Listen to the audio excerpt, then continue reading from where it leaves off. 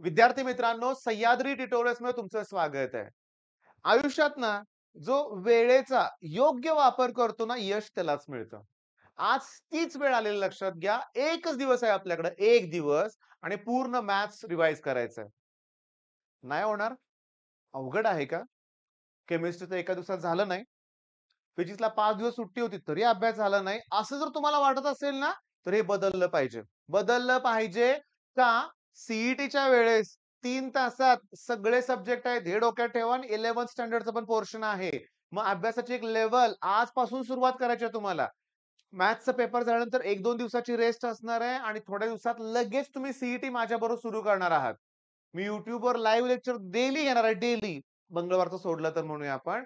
आणि crash course पण मी तुमच्यासाठी लॉन्च करणार आहे. फिजिक्सचा वेगळा आणि केमिस्ट्रीचा वेगळा मी लॉन्च करणार आहे. मॅथ्स मी लाईव्ह घेणार आहे आणि जुना आपला एक कोर्स आहे त्याची पण मी थोडी किंमत तुम्हाला डिस्काउंट देणार आहे बरं का. त्यामुळे घाई करू नका आणि यश दादा आहे, आणखी बरेचसे यूट्यूबर्स आहेत, की जे मला हेल्प करतात नेहमी. समीर शेख आहे, कार्तिक दादा आहे. यांच्यात मिळून तुम्हाला बऱ्याचशा गोष्टी आम्ही सी क्रॅश कोर्समध्ये प्रोव्हाईड करणार आहे. बऱ्याचशा गोष्टी या फ्री पण असणार आहेत. टेस्ट सीरीज सगळे ते लॉन्च करतात आणि जेन्युइन असते लक्षात घ्या. बरं हे सगळं मुद्दा जाऊ द्या. आजचं महत्त्वाचं सांगायचंय ते सांगतो अगोदर, की आज तुम्ही करणार काय आहात? तर पहिली गोष्ट लक्षात घ्या, की मॅथ्सच्या पेपरमध्ये थेरम येतात ते आपल्याला माहिती आहे. Derivative, integration, vector, pair of straight line, अगदी लाईन प्लेनमध्ये सुद्धा प्रॉपर्टीज आहेत. ऑब्व्हियसली याचा स्टडी तर तुम्ही करणार आहात, प्लस त्याची रिव्हिजन पण पाहिजे बरं का. ठीक आहे. 10 ते 15 मार्काला यातलं येईल म्हणूया आपण.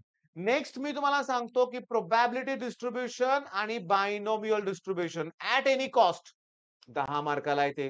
हे सेक्शन 2 मध्ये आहे लक्षात घ्या. M2 म्हणतात तुम्ही त्याला. म्हणजे तर डेरिव्हेटिव्ह, इंटिग्रेशन अवघड जाते ना, तेव्हा हे टॉपिक हातभार लावतात आपल्याला. अरे पण देवाच्या कृपेनं इतका सोप्पा पेपर पॅटर्न आहे. जुन्या काळात कसं होतं माहितीये का? पेपर फर्स्ट वेगळा असायचा, पेपर सेकंड वेगळा असायचा. त्याचा परिणाम काय होता माहितीये का? लक्षात घ्या. त्याच्यामुळे असं होत होतं, की वेळ मिळत होता मुलांना. पेपर फर्स्टचाच पेपर असायचा. त्यामुळे तेवढा सिलेबस 8 धडे, 8 धडे. अरे पण आता काय झालंय? सगळं मिक्स येतंय ना. त्यामुळे 10 मार्कपैकी 10च्या 10 तुम्ही अटेम्प्ट करू शकताय लक्षात घ्या. मग हे टॉपिक आहेत. तुम्हाला ॲट एनी कॉस्ट ते करायचे आहेत लक्षात घ्या. ओके. पण हे करत असताना तुम्ही हा जो टॉपिक आहे, मी काल ह्याचे IMP क्वेशन दिलेत. वेक्टर, पुन्हा लाईन आणि प्लेन हे दिवसभरात मी तुम्हाला देणारच आहे. ह्याचं वेटेज आय थिंक 20 प्लस मार्क्सचं नक्कीच असणार आहे, कारण हाच टॉपिक 12 मार्काला आहे. सगळ्यात सोप्पा वेक्टर टॉपिक आहे म्हटलं तरी काही हरकत नाही. ठीक आहे. बरं हे सगळं आपल्याला ना असं सेक्शन वाईज फिनिश करायचं लक्षात घ्या. पण मला नाही येत काय, मी कधी काय केलेलं नाहीये. मला फार भीती वाटते. अशा मुलांसाठी सांगतो, तुम्ही ऑब्झर्व्ह करा, की तुम्ही जुलै 2023 च्या पेपरमधलेच प्रश्न अगदी एम-सी-क्यू जसाच्या तशा फिजिक्समध्ये आणि केमिस्ट्रीमध्ये आल्या होत्या. अरे सगळेच नव्हते आले रे. सगळेच प्रश्न नव्हते रिपीट झाले ह्या जुलैमधले. पण बरेचसे तर आले होते. तर तुम्हाला माझं सजेशन काय आहे माहित आहे का, की तुम्ही पहिल्यांदा एम-सी-क्यू सॉल्व्ह करा. सगळ्या ऑल 5 क्वेशन पेपर मधले. म्हणजे किती एम मिळतील तुम्हाला 5 पेपरमध्ये? यार किती एम-सी-क्यू असतात? 8 एम असतात ना? मग तुम्हाला 40 क्वेशन भेटतील आणि हे करत असताना तुमचा कॉन्फिडन्स वाढेल. काल कारण मी वेक्टरच्या व्हिडिओमध्ये बघितलंय. फक्त ते परपेंडिक्युलर वेक्टरच्या कन्सेप्ट वरतीच एम-सी-क्यूज पण होते आणि बरेचसे प्रश्न पण होते. म्हणजे हे 40 एम-सी-क्यूज तुम्हाला करायचे आहेत. बऱ्यापैकी ते करत असताना ना, ते प्रश्न पुस्तकात कुठे आहेत ते बघा. तुम्हाला कळेल, की धड्याखालच्याच एम-सी-क्यू येतायत. हे समजून घ्या. थोडंफार चेंज आहेत, पण कन्सेप्ट काल तर लिहू शकता तुम्ही. बरं. त्याच्यानंतर ते शॉर्ट क्वेश्चन आहेत ना 4 मार्कचे. प्रत्येक पेपरमध्ये 4 म्हणजे ते जवळ-जवळ 20 क्वेशन्स मिळतील. आणि त्याच्यानंतर माझं सरळ-सरळ तुम्हाला म्हणणं आहे सेक्शन डीला टार्गेट करा त्या 20 मार्कासाठी. जर तुम्हाला टॉपिक वाईज जायला जमत नसेल तर प्रत्येकाची स्ट्रॅटेजी वेगळी असणार आहे. प्रत्येकाचा प्लॅन वेगळा असणार आहे. जसा स्टुडंटचा अगोदर कसा अभ्यास होता त्याच्यावर तो आजची स्ट्रॅटेजी ठरवणार आहे. सगळ्यात महत्वाचं काय, की तुम्हाला चांगला स्कोर करायचा आहे ना, तर तुम्हाला सांगतो सेक्शन डी प्रश्न ठरलेत. थेरम शिवाय होणार नाहीये हेही लक्षात घ्या. आणि सगळ्यात महत्वाचं, आणखीन सगळ्यात महत्वाचं, ॲट एनी कॉस्ट सेक्शन बी. खूप प्रश्न असतात रे सेक्शन बी मध्ये. मी तुम्हाला सांगू का, आता क्लिअरली ठीक आहे, आता माझ्याकडे नाहीये ते क्वेश्चन पेपर. तरी सेक्शन बी मध्ये जर 5 पेपर मधले प्रश्न सोडवले तर काळजीच मिटली की. काळजीच मिटली तुमची. मग आज दिवसभर काय करायचंय? डोकं शांत ठेवून दुपारी ना माझं एक सजेशन राहील रे तुम्हाला. दुपार ना थोडी तरी बरं का 30 ते 45 मिनिटाची झोप घ्या रे. दुपारी जेवल्यानंतर लगेच नको हां.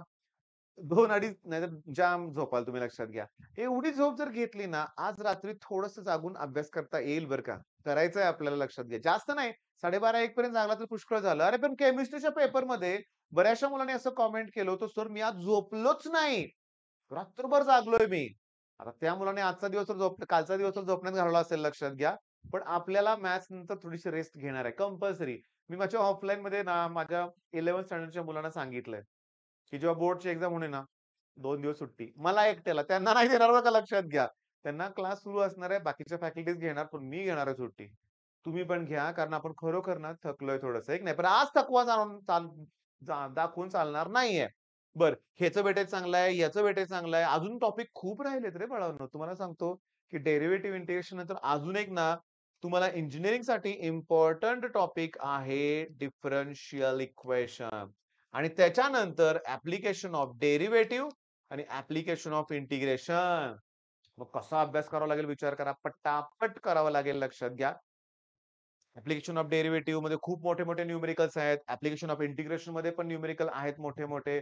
काळजी करू नका. सेक्शन डी असू दे नाहीतर सेक्शन बी असू दे, सेक्शन सी असू दे. या तिघांमध्ये ना प्रचंड ऑप्शन्स आहेत. आपला पेपर पॅटर्न मगाशी बोललो तसा ईझीच आहे. तर मला एक तुम्हाला सजेशन काय करायचं आहे, की आजचा व्हिडिओ सकाळी 9 वाजता तुम्हाला मिळेल बरं का.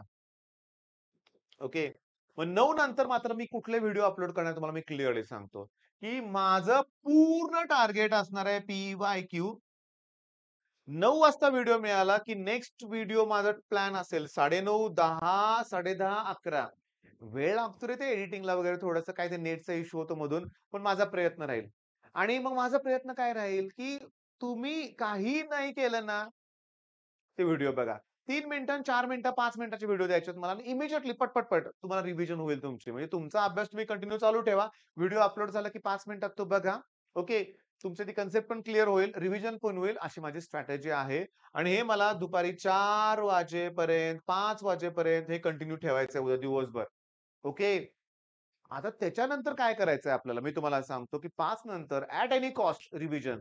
त्या रिव्हिजनमध्ये अशा थेरमची रिव्हिजन करायची, की जे आपल्याला थोडेसे अवघड वाटतायत. वेक्टरमध्येच तसले थेरम आहेत.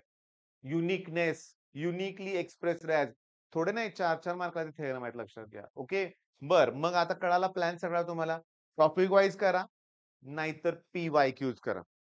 टॉपिक वाईज गेलं तर वेळ लागेल. ज्यांनी अगोदर सिलेबस परफेक्ट संपवलाय, त्यांना टॉपिक वाईज करायला काही प्रॉब्लेम येणार नाही. तरी सांगू यात पेअर ऑफ स्ट्रेट लाईन पण राहिलंय. ओके. पण आता आणखीन सांगतो. माझे इच्छा काय आहे, की तुम्ही 2 मार्काच्या क्वेशनला टार्गेट करा. सेक्शन बी मध्ये ना किती प्रश्न असतात रे? सेक्शन बी मध्ये समजा 8 प्रश्न असतील, तर तुम्हाला 40-50 तिथं पण पुन्हा मिळणार आहेत लक्षात घ्या. ओके. बरं मग मला वाटतं सेक्शन बी मध्ये 8 सोडवायचे आहेत, अटेम्प्ट करायचे आहेत. मग 12 जर दिले असतील, तर मला तिथंच 60 क्वेशन भेटतील आणि माझं तुम्हाला सजेशन राहील 100 टाइप होते तिथंच कव्हर. एम-सी-क्यू आणि सेक्शन बी जरी केलं पी-वाय-क्यू मधून तरी चालेल.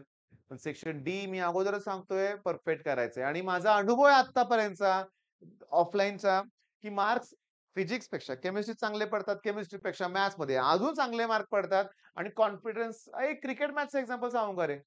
क्रिकेट मॅचचं बघा ना, प्रत्येक टीम ना जी पहिली बॅटिंग करते ना, ती ना शेवटच्या ओव्हरमध्ये ना भरपूर स्कोर करण्याचा प्रयत्न करते आणि शेवटच्या बॉलला 6 मारल्यावर असं वाटतं की मॅचच जिंकली. आपल्याला पण उद्या हेच करायचंय, की मॅथ्स आपला शेवटचा पेपर आहे ना, जबरदस्त स्कोर मिळवून दाखवायचा आहे. मला माहिती आहे जिओग्राफी आहे, सी-एस आहे, आय-टी आहे, पण मेन पी-सी-एम म्हणलं तर मॅथ्स उद्याच आहे ना आणि याच्यात आपल्याला चांगला स्कोर मिळवायचा आहे. तुम्हाला ना आता इम्पोर्टंट कन्सेप्ट कुठल्या येत नाहीत ते कमेंटमध्ये सांगा. त्याच्यावरतीच व्हिडिओ करून देणार म्हणजे देणार. ओके. पहिल्या कमेंटला पहिलं प्राधान्य देईन आणि एका वेळेस एकच कन्सेप्ट विचारा. मी तुम्हाला सांगतो तुमची आता 9 मिनिटं जवळ मी घेतली बरं का पहाटे तुम्ही बघताय हा व्हिडिओ. मग तुम्हाला प्लॅन कळाला? काहीच बरं तुम्ही ह्याचा जरी अभ्यास केला, तरी पी-वाय-क्यूज ह्या बघायचेच आहेत लक्षात घ्या आणि 5 पेपर आहेत आपल्याकडं. त्यातलं सगळं करायचं तुम्ही. All the best.